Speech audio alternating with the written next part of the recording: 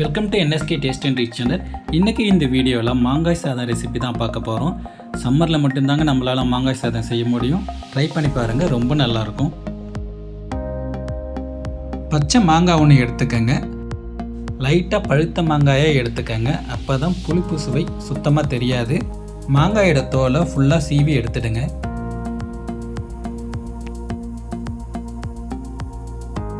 அடுத்து மாங்காயை துருவிக்கலாம். கிரேட்டரில் இந்த சைஸ் எடுத்துக்கங்க. 1 கப் ரைஸுக்கு 1.25 1.5 கப் துருவிய மாங்காய் எடுத்தால் கரெக்டாக இருக்கும். நீங்கள் எந்த அளவுக்கு ரைஸ் எடுக்கிறீங்களோ அந்த அளவுக்கு மாங்காயை துருவிக்கிங்க. பேனை ஹீட் பண்ணி ஆயில் சேர்த்துக்கங்க. கடுகு 1/2 டீஸ்பூன், உளுத்தம்பருப்பு 1/2 டீஸ்பூன், சீரகம் 1/2 டீஸ்பூன் சேர்த்துக்கங்க.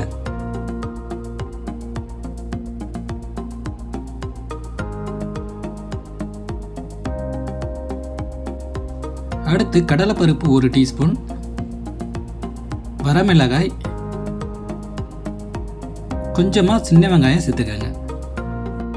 மீடியம் ஃப்ளேமில் ஒரு 2 நிமிஷம் வதக்கி விடுங்க.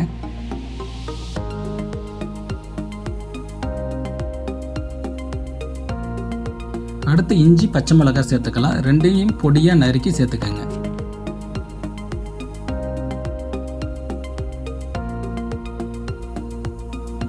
லைட்டாக மிக்ஸ் பண்ணி விடுங்க.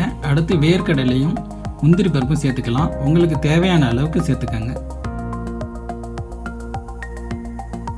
வேர்க்கடலை சேர்த்து ஒரு 1 நிமிஷம் மட்டும் வதக்கி விடுங்க. அடுத்து கொஞ்சமாக பெருங்காயத்தூள் சேர்த்துக்கலாம்.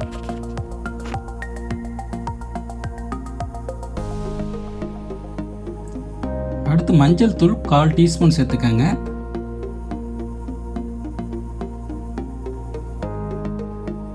கூடவே கருவேப்பிலை, தேவையான அளவு உப்பு சேர்த்துக்கங்க. 1 கப் பாசுமதி ரைஸ் எடுத்திருக்கேன். அதுக்கு தேவையான அளவு நான் இப்போ உப்பு சேர்க்குறேன்.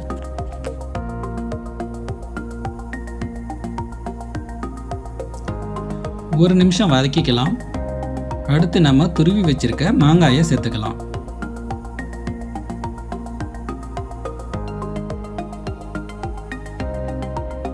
மாங்காய் சேர்த்ததுக்கு அப்புறமா ஒரு 2 to 3 நிமிஷம் மட்டும் வதக்கி விடுங்க.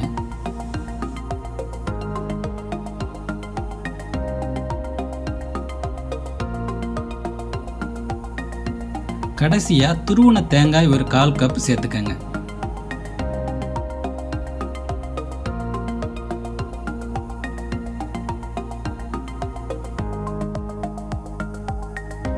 எல்லாம் நல்லா மிக்ஸ் ஆகிடுச்சு. இப்போ நம்ம வேக வச்சிருக்க சாதத்தை சேர்த்துக்கலாம்.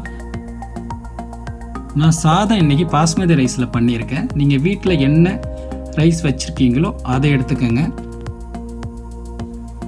சாதத்தை ஃபுல்லாக சேர்த்து மெதுவாக சாதம் உடையாத அளவுக்கு கிளறி விடுங்க.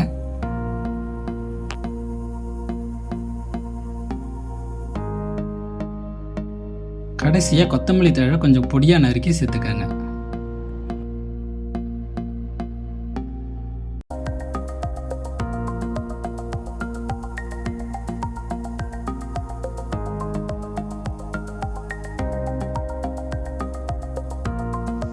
இந்த மாங்காய் சாதத்தை வத்தல், அப்பளம் இல்லை உருளைக்கிழங்கு பொரியலோட பரிமாறுங்க. ரொம்ப நல்லாயிருக்கும். இந்த வீடியோ உங்களுக்கு பிடித்திருந்தால் லைக் பண்ணுங்கள், கமெண்ட் பண்ணுங்கள், ஷேர் பண்ணுங்கள். சேனலை ஃபஸ்ட் டைம் பார்த்தீங்கன்னா மறக்காமல் சப்ஸ்கிரைப் பண்ணி சப்போர்ட் பண்ணுங்கள்.